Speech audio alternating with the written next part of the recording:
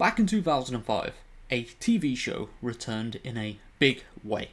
On the 26th of March that year, a young nerd den stumbled upon a show that would change his life forever and inspire him to make the channel that you are watching today.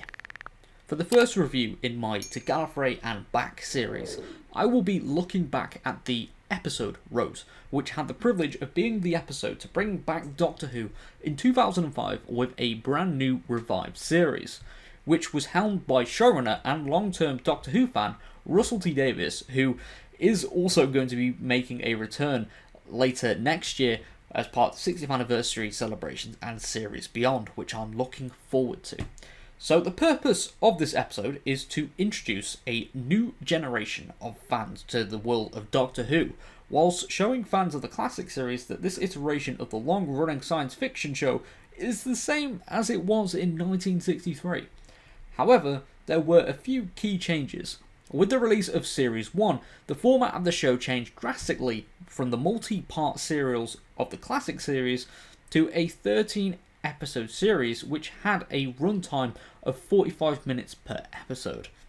This episode had the difficult task of introducing a new incarnation of the Doctor, introducing a new companion and making a low-budget villain seem interesting and menacing. After a failed revival previously in 1996 with Paul McGann as the Doctor, this iteration of the Doctor went down a different path after ditching his half-humanness of his predecessor, and we were greeted to a slightly darker toned version of the Time Lord as he was struggling to move on from the mysterious Time War. The purpose of this review, I will be looking back on this debut episode and asking the most important question: did it work?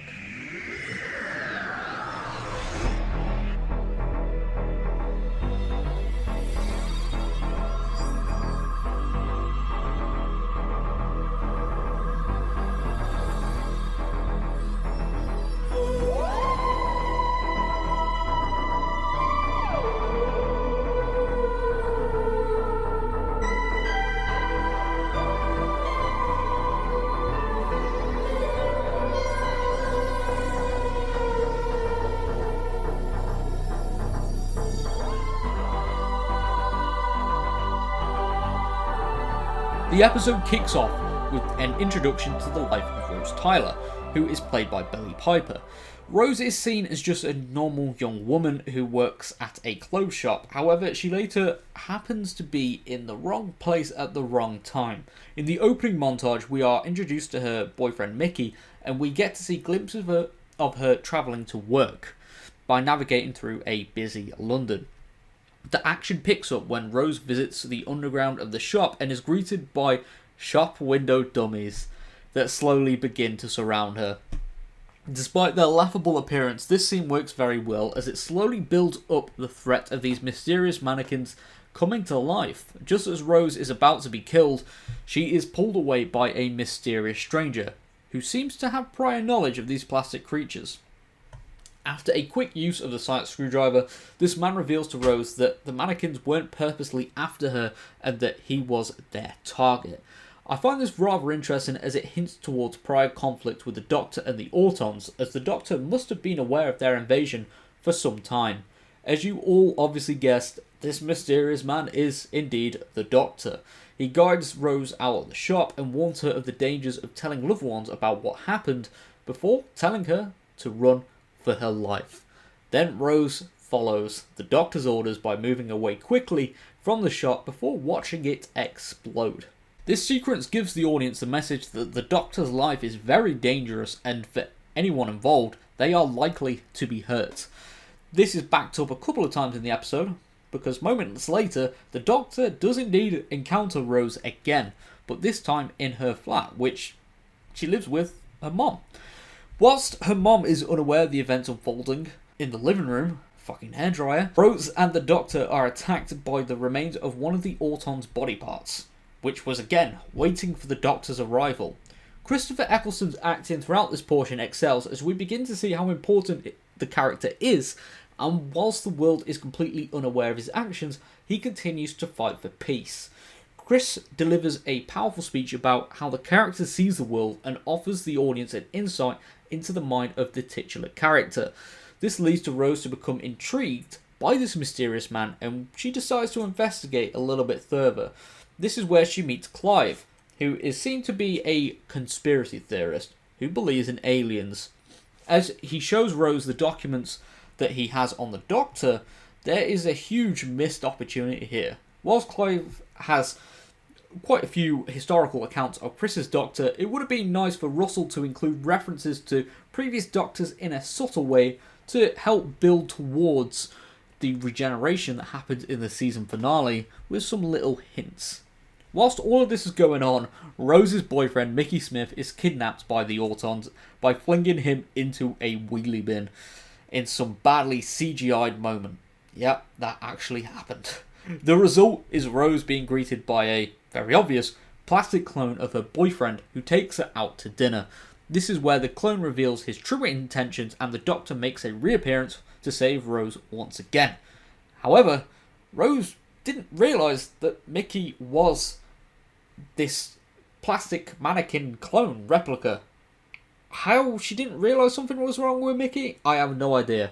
After the two characters run away from this clone, Rose steps on board the Tardis for the very first time. From the outset, the interior of the Tardis looks very extraterrestrial, with the green light emitting through the console room, which is covered in coral aesthetics.